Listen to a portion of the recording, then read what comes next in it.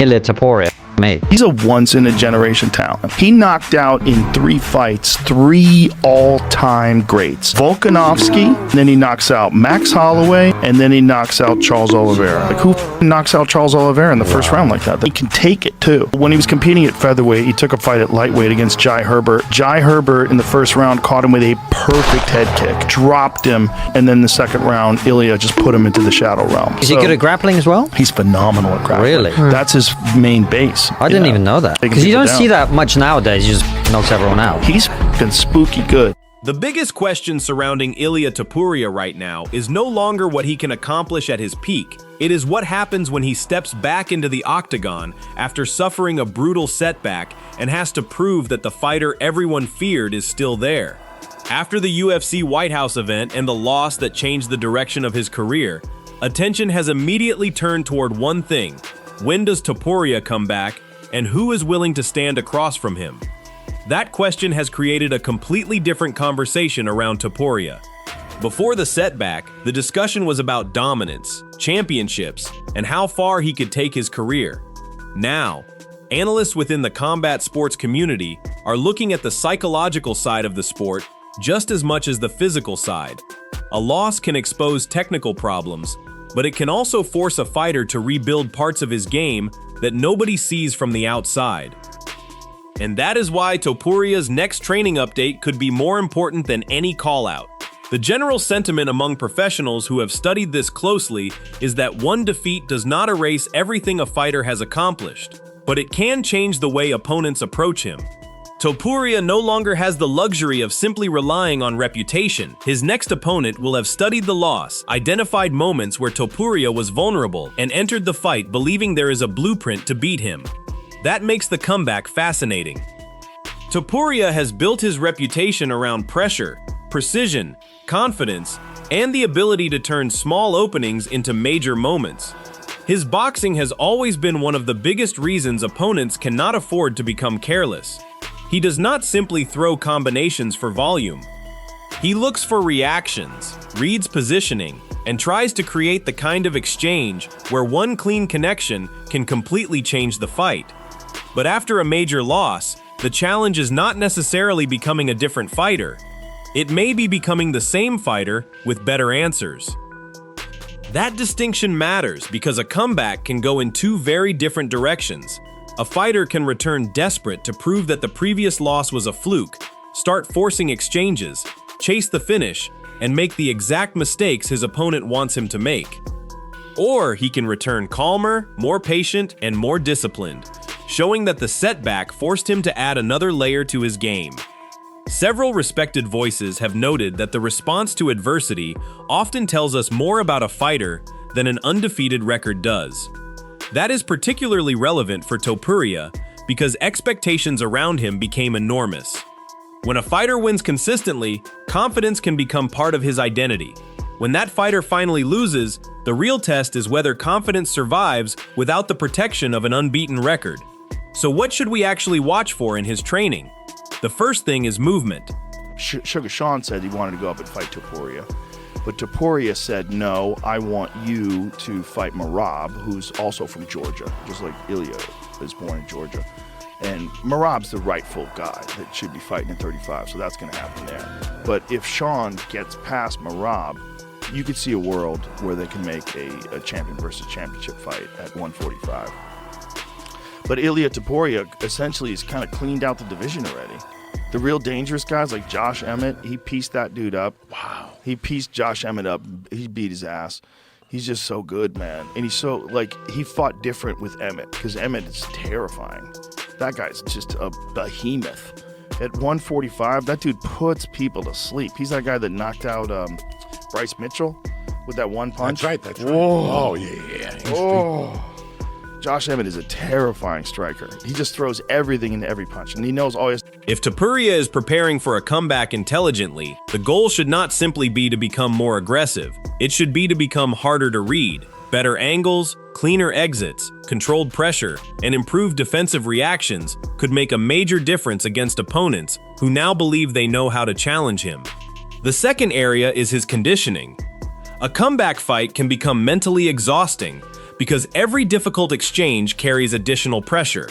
If Topuria wants to regain control of the narrative, he needs the ability to fight at a high pace without allowing emotion to dictate his decisions.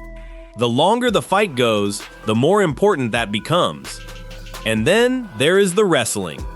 Topuria's striking gets most of the attention, but his ability to threaten opponents with multiple layers is what makes his style so difficult to prepare for. If an opponent expects a boxing-heavy fight, the takedown threat can force hesitation. If that opponent worries about being taken down, Topuria can create openings on the feet. That is where his comeback could become particularly interesting. A fighter returning from a major loss does not necessarily need to show more weapons. Sometimes the most important improvement is knowing when to use the weapons he already has. But now comes the biggest question: who should be next? There are arguments for giving Topuria a high-profile opponent immediately. His name is still massive, his skills remain highly respected, and a major matchup could instantly restore momentum. From a promotional standpoint, that is easy to understand. But from a sporting perspective, there is another argument. Give him an opponent who can test whether the adjustments are real. Yeah. Ilia, Topuria, whatever, he's fucking tight. He's dangerous. He's tight. That shit is tight. Everything is so sharp. His technique is flawless. Everything's flawless. His boxing is so dangerous. He's so dangerous everywhere. He's dangerous with submissions. He's dangerous with kicking. He's dangerous. His heart is dangerous. He fought this dude, Jai Herbert, and he went up to 155 for that fight. So he's a 45-pounder, and he said, fuck it, I'll take a fight at 55. He gets head kicked in the first round by... Jai Herbert is a nasty stand-up fighter. He's so good. He's real slick. He's real good stand-up, like real sharp stand-up. And he caught Topuria with the perfect head kick. And Topuria, he's in real trouble. He got dropped. Because if Topuria comes back against someone who allows him to fight exactly the way he wants, we may learn very little. A dominant performance would look impressive, but it would not necessarily answer the questions created by the loss. The more interesting opponent would be someone capable of challenging his weaknesses without simply surviving. Someone who can make him work. Someone who can force him to defend multiple phases. Someone who can drag him into uncomfortable moments and reveal whether Topuria has actually evolved. That is why the next matchup should not be selected only because it sounds exciting on paper. It should be selected because it tells us something about the fighter Topuria has become after the setback. There is also a psychological battle happening before the fight even gets announced. Topuria's opponent will enter believing that the aura surrounding him has been damaged. Topuria, meanwhile, will have the opportunity to turn that perception into motivation. That creates an unusual dynamic. The fighter who was once expected to intimidate everyone now has something to prove. And that can be dangerous in both directions. If Topuria becomes too emotional, his opponent can exploit it. If he becomes too cautious, he may lose the aggression that made him so effective. The ideal version is somewhere in the middle: controlled pressure, sharp decision-making, and confidence without recklessness. That is also why fans should pay close attention when new footage from his training camp appears. Not because a short clip can predict an entire fight, but because certain details can reveal the direction of preparation. Is he emphasizing defense? Is he working more on wrestling transitions? Is he drilling longer combinations? Is he spending more time on movement and distance? Until one of you guys lose, we're going to keep talking about you and Islam Makhachev. Realistically, I don't think that fight's going to happen. I will be surprised. They're going to tell me I want to fight against Islam, which I would love to do it. This is competition. I'm not going to lose my life inside that octagon. So if the UFC wants to make that fight happen, they're going to make that happen. Is the camp built around explosive exchanges, or is the emphasis on patience and control? Those details could provide clues about what his team believes needs to change. And there is another factor that cannot be ignored: timing. Topuria does not need to rush simply because fans want an immediate comeback. Returning too quickly can create problems if the fighter has not fully processed the physical and tactical lessons from the previous fight. But waiting too long carries its own risk. Momentum disappears, divisions move forward, and new contenders emerge. The perfect comeback window is therefore not simply about finding an available date. It is about finding the right opponent at the right moment. That is where the UFC's matchmaking decisions become extremely important. If Topuria returns against a stylistically favorable opponent and wins impressively, the conversation changes immediately.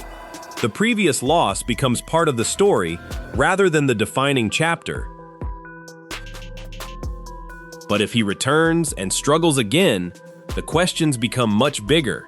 Was the previous performance a warning? Did opponents discover something fundamental? Has the division caught up? Or did Topuria simply encounter a difficult night? Those questions cannot be answered from interviews or social media clips. They can only be answered inside the octagon. And that is why the comeback fight matters so much for his career trajectory.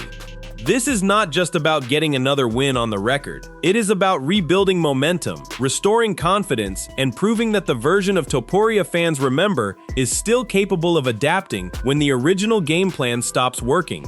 Those who follow the sport carefully are not dismissing Topuria because of one defeat.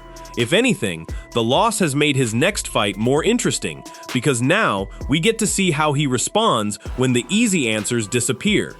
As for the prediction, there is a strong argument that Topuria's biggest advantage in the comeback will be his ability to learn. If his team identifies the specific mistakes from the loss and he returns with improved discipline, there is every reason to believe he can look significantly different. But I would not expect him to simply charge forward and try to erase the memory of the defeat with one massive performance. The smarter version of Topuria would be patient early, make his opponent reveal their intentions, use his movement to create better striking opportunities, and mix his wrestling threat into the fight rather than waiting for everything to happen at boxing range. If he can do that, his comeback could become the beginning of another major run. And perhaps that is the real story here. The most important part of Topuria's career may not be what happened before the loss. It may be what he does afterward.